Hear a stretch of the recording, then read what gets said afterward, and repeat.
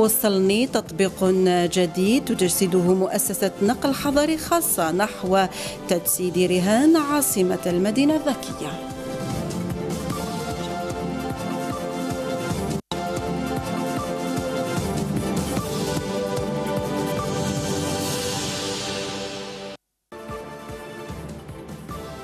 مشاهدينا أهلا بكم من جديد. إذن العاصمة المدينة الذكية رهانات في خلق مؤسسات صغيرة مواكبة لتكنولوجيات الاتصال على جميع الأصعدة. قطاع النقل يحظى بمشاريع تتماشى والفكرة يأخذها مؤسس تطبيق جديد لتسهيل التنقل بالعاصمة ضمن مؤسسة نقل حضري خاصة، إضافة إلى خدمات ميزت بداية من دفع الفاتورة عبر البطاقة البنكية.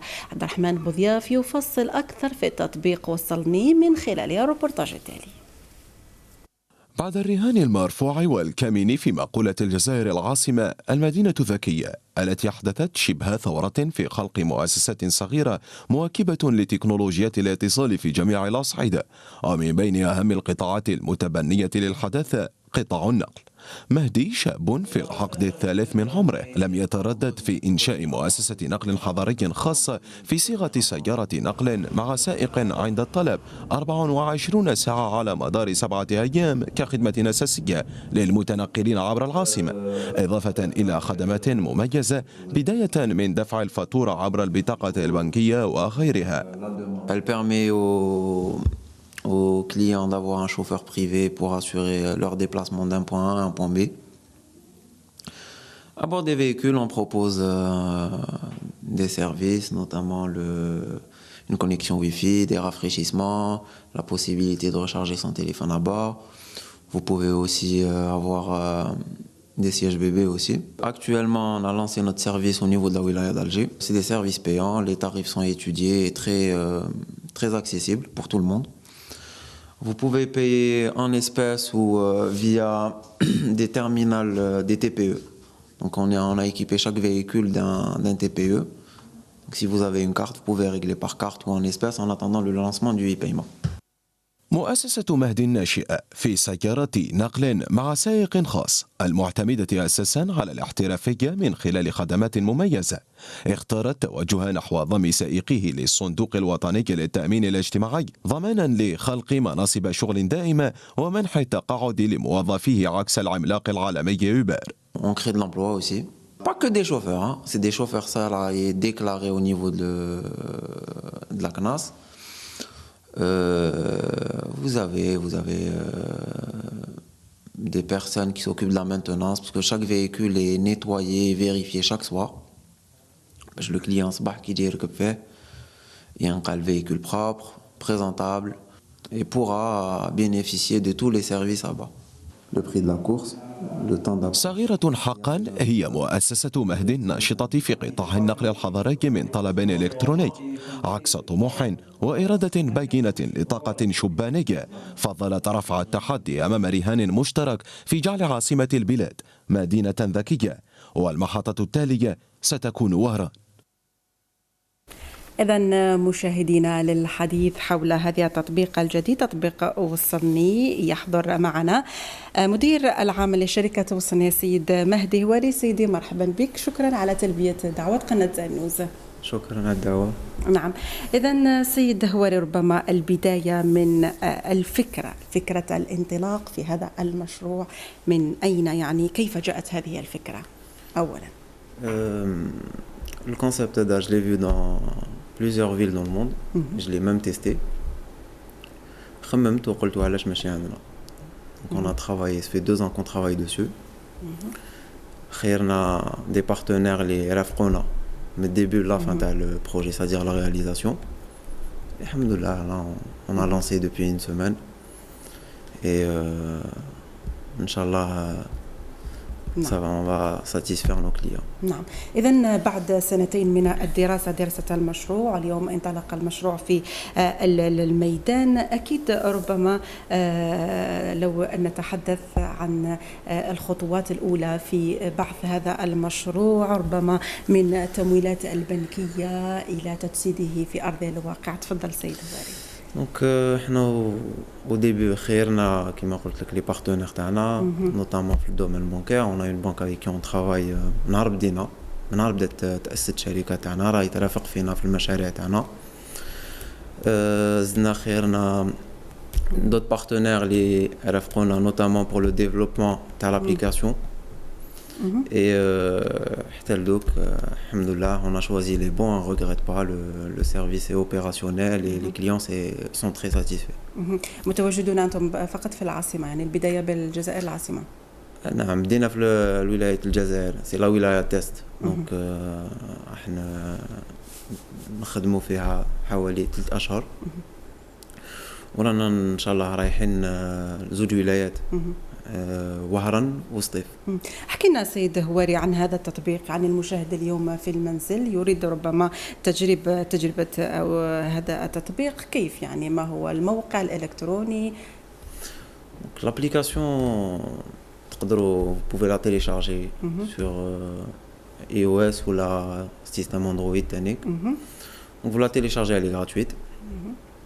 dès que vous la téléchargez لازم تسجل روحك في التطبيق، تسجل روحك، غير تسجل روحك تدخل في التطبيق تقدر تكوماندي ان شوفور. حنا on a des chauffeurs qui sont un peu partout au niveau de la wilaya d'Alger, c'est-à-dire pour raccourcir pour باش نقصروا les délais d'attente le client. le client غير يدخل يدير لا ديستينا وين راه وين حايب يروح، جاي نوتيفيكاسيون تقول له دون كومبيان طون الشوفور يكون عنده، شحال راح تسقام له وعلى شحال باش يلحق لوين رايح. دونك يقدر يعرف على قداش راح يلحق الموعد تاعو. إذن ربما هذا التطبيق هذا موجود هنا في الجزائر، لكن الميزة ما يميز وصلني عن باقي التطبيقات المتواجدة في الجزائر. سكيفو صور وصلني دارت 120 منصب شغل. داخل السيارة تاعنا عندنا دي سيرفيس كون بروبوز، اون لي بروميير لي بروبوزي ان الجيري. نعطيك مثال، كونيكسيون واي فاي ابور، تقدر تشارجي تليفون تاعك، يا دي شارجور بور تو تيب دو تيليفون. si vous avez un bébé, les sièges bébés sont proposés aussi à bord. Et on vous propose des rafraîchissements, des bouteilles d'eau ou des bonbons à bord de nos véhicules. تعتمدون على تكنولوجيا الاتصال كثيرا في هذا التطبيق، كذلك ربما الإطار القانوني في الجزائر لحماية مثل هكذا تطبيقات هو غائب، يعني كيف يعني هذه المؤسسة تحمي نفسها في أو الزبون كذلك أيضا؟ ما راهوش غايب باسكو الدولة راهي تراقب وراهي ترافق فينا في المشاريع تاعنا. دونك راهم هنا يرافقوا فينا، ils nous conseillent beaucoup. On leur demande des avis parce que on est pratiquement les premiers. ما كاش واحد اللي يقدر personne n'a encore dans ce domaine un peu d'expérience. Donc راهم يرافقوا فينا، ils nous conseillent، يورونا et ça marche. نعم.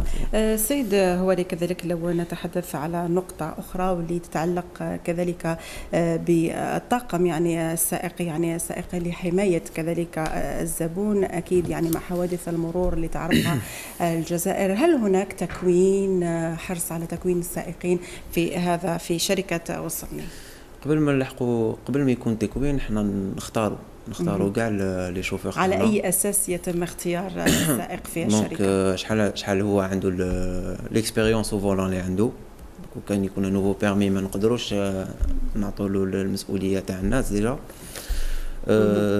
on demande le casier judiciaire aussi parce qu'on sélectionne les chauffeurs تاعنا. Et il y a une formation, c'est-à-dire qu'on forme le chauffeur كيفاش يستعمل التطبيق، كيفاش يستقبل الزبون، كيفاش يهضر معاه aussi. Donc on sélectionne chaque chauffeur est choisi.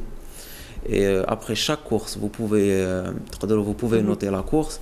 Et il y a un service client اللي en ce moment مجمع واحد يستعمل التطبيق تاعنا رانا نعيطوا له ونسقسوه اسكو il est satisfait du service، واش يقدر يقترح لنا باش نولو خير. Donc حتى لدوك les clients تاعنا sont satisfaits. Mais encore chaque client اللي راهو يحكم الموين ترونسبور تاعنا واش لازم يعرف il est assuré en cas d'accident. هذه النقطة اللي نتحدث عليها، يعني ربما التأمين مهم جدا في مثل هكذا يعني مشاريع.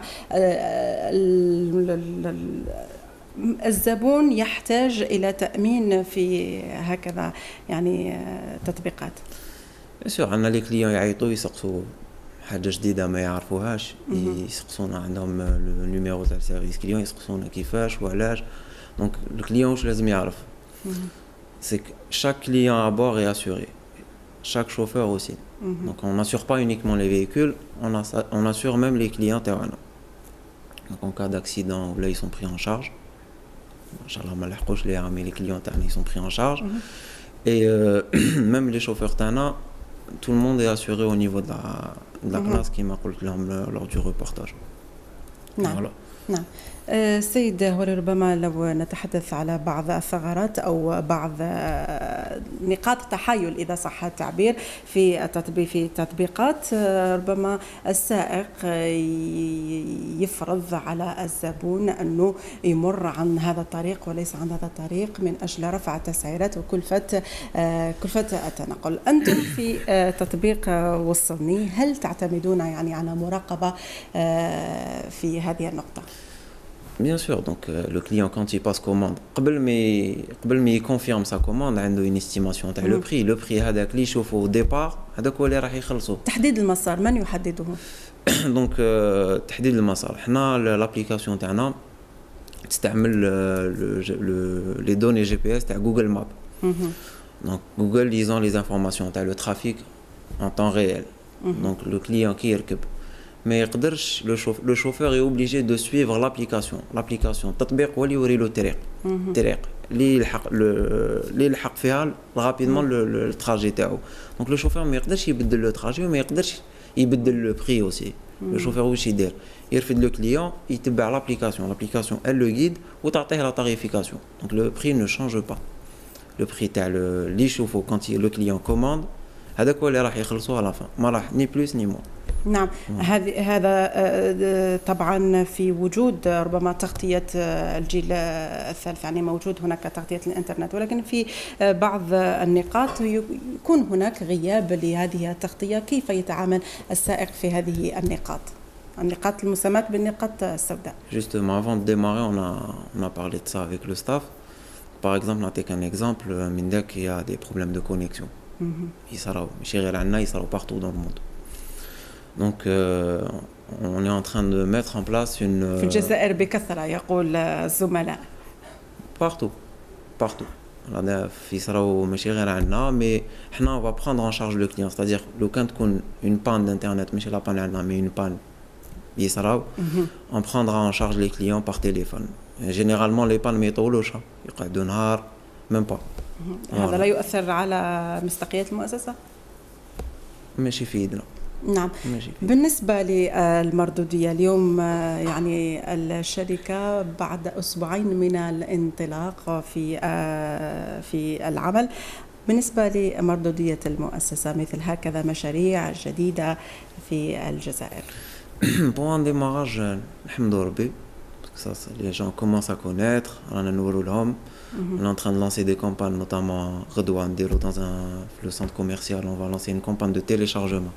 C'est-à-dire qu'il y aura un espace Wi-Fi, il y aura un stand, et le staff تاعنا il présentera le projet للناس، يقولوا لهم كيفاش يطلعوا التطبيق، كيفاش يستعملوه. راح نهدو تانيك 100 courses هذا le week-end on va offrir 100 courses للناس pour tester ce moyen de transport où je pense que إن شاء الله صحيح. نعم. في دراستكم للمشروع يعني هل هناك فكرة في اقترابكم لربما الفنادق والمؤسسات لعرض هذه الخدمة؟ Bien sûr, on vise ماشي غير on vise les entreprises et les particuliers, mais بدينا بلي particuliers et on va Inch'Allah s'installer. On envisage d'avoir des bureaux au niveau des hôtels et même des stands au niveau de certains restaurants. باش نسهلوا les déplacements تاع المواطنين تاعنا. نعم. إذن ربما هذه المشاريع أو هذه الأفكار كما قلت في البداية يعني هي فكرة مقتبسة من الدول الأوروبية، الدول الأجنبية، والدول الأوروبية هذه لديهم عرض ما يسمى بعرض VIP. هل الفكرة هذه موجودة في الجزائر؟ الفكرة هذه أنا خممنا فيها. Donc on a préféré نبداو Donc on a ramené des véhicules منتوج بلادي voilà مخدومين هنا في الجزائر. ورانا إن شاء الله ناويين on développe une gamme premium pour les clients VIP, c'est-à-dire que ce sera des véhicules d'une autre gamme pour les entreprises et pour les clients VIP. نعم، ربما ننتقل إلى نقطة أخيرة سيد هواري، واللي هي رفع تسعيرة الوقود ضمن مشروع قانون المالية 2018 لسائقي الأجرة والنقل الحضري والنقل العمومي. الكل يطالب برفع تسعيرة التنقل. بالنسبة لي وصلني، ما هو الحل؟ احنا ديجا وأنتم في الانطلاق يعني في بداية المشروع. حاجة اللي لازم يعرفوها المواطنين، احنا قبل ما بدينا on a fait une étude, donc tous nos prix sont étudiés. Les prix تاعنا sont abordables. On est pratiquement l'entreprise privée la moins chère du marché. Pour ce qui est des augmentations de carburant, on verra si effectivement il y aura des augmentations, mais on ne pense pas changer nos prix. Les prix اللي بدينا بهم نقعدوا فيهم إن شاء الله. نعم، هل هناك ربما تفكير في الذهاب أو التوجه نحو الطاقات النظيفة في مشروع وصلني حفاظا على البيئة؟ لماذا؟ وعلاش لا، احنا نشوفوا في الدول الأوروبية ولا نشوفوا راهم عندهم لي فييكول هيبريد، دي فييكول إلكتريك. احنا إن شاء الله ديسي لا ولا كاين une possibilité d'avoir des véhicules hybrides, pourquoi pas. نعم. سيد، هو ربما كلمة أخيرة توجهها سواء لعمال المؤسسة وكذلك زبائن المؤسسة. حبيت نشكر ديجا مجمع واحد ساهم في هذا المشروع، que ce soit les partenaires ou le staff ou même les citoyens. Et j'aimerais leur dire que on est là. S'il y a le moindre problème, ou là on est là pour prendre en charge le client, c'est-à-dire que أي حاجة رانا هنا. عندنا 15 يوم بدينا et نتمناو نكونوا على hauteur تاع les attentes des clients. مشاهدينا، الساعة الإخبارية الاقتصادية تمت. شكرا على طيب المتابعة، إلى اللقاء.